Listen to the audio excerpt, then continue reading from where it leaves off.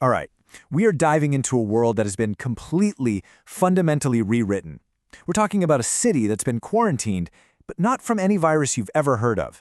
No, this is a transformation so deep, so profound, it makes you question what life even is, what consciousness is, and, yeah, what it even means to be human.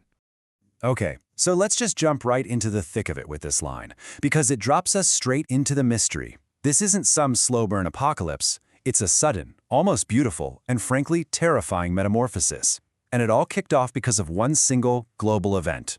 And this is the broadcast. It's the catalyst for everything that follows.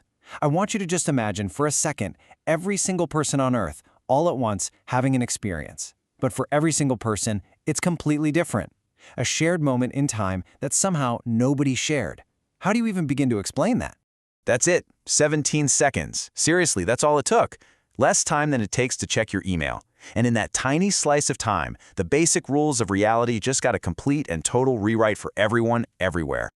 So what did it actually feel like to be in those 17 seconds? Well, since everybody's experience was totally unique, the source material gives us a few really powerful first-hand accounts. Let's dig into three very, very different perspectives on what happened.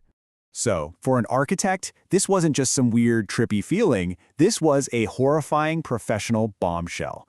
Can you imagine dedicating your entire life to designing buildings, only to realize in a flash that every single thing you've ever built has a mind of its own?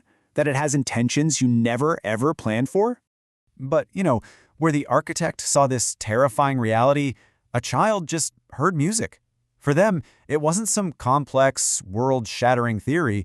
It was just a simple, beautiful truth that they could suddenly hear for the first time. The buildings were always singing. We adults just forgot how to listen. And then you have the neuroscientist who was actually monitoring brain activity when it happened. For them, the data was just impossible. It shouldn't be able to happen. It showed this total synchronization of consciousness that completely defies physics as we know it. It suggests our minds are capable of things we haven't even begun to imagine. Okay, so that's what was happening inside everyone's heads. But how did this bizarre mental event start bleeding out into the physical world? Well, 3 days later, the world itself began to change, starting right in the heart of a city. And the change was just breathtakingly fast. First, it was the glass. Reflections started looking impossible. Then it spread to the city's very bones. Concrete turned transparent, showing its own past like rings on a tree. And by the end of the week, the military had moved in and sealed the whole area off. So this really gets to the core of the shift in reality. Buildings weren't just these passive shelters anymore, They became living things, archives of memory, conscious beings with their own agendas. Of course, you know how it goes. The authorities tried to sweep it under the rug. Mass hallucination, solar flares, unusual geological formations. But for anyone who was there, who saw it, who felt it, they knew the truth. This wasn't geology, this was an awakening. So now you have this city that is literally alive and dreaming. And that brings up the most profound question of all. What about the people who got left inside? What do you do when your home suddenly develops a mind of its own? What kind of choices does that even leave you with?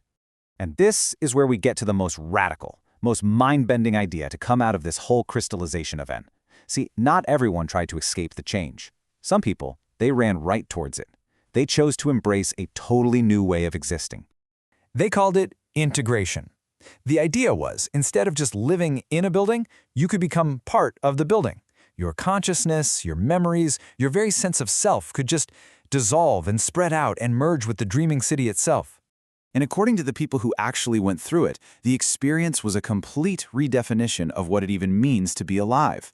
It was the end of being an isolated individual and the beginning of being part of this vast, interconnected consciousness. So here's the crucial point.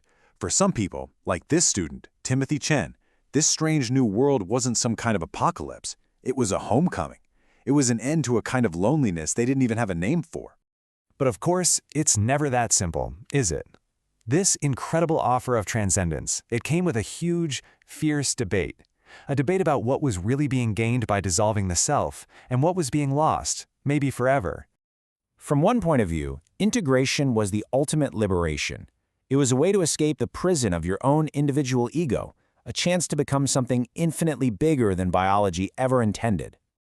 But the other side of that argument was just as powerful. Was this so-called evolution actually just a form of surrender? A beautiful trap that promised you connection, but at the cost of your identity, your free will, your ability to just say no. And you can really see the core dilemma here. Was this the next great step for humanity, or was it a beautiful, seductive end to it? A new way of living, or just a new way of dying? The promise and the peril were just two sides of the very same coin. And for our guide through this whole new world, Professor Maya Castellanos, this abstract debate suddenly became an intensely personal choice. The very city she had spent her life studying was now calling to her, inviting her to become part of it. And that really leaves all of us with the same question the city is asking. If you were offered the chance to just dissolve your boundaries, to merge with something so much larger than yourself, to end loneliness forever, but maybe lose you in the process, would you take it?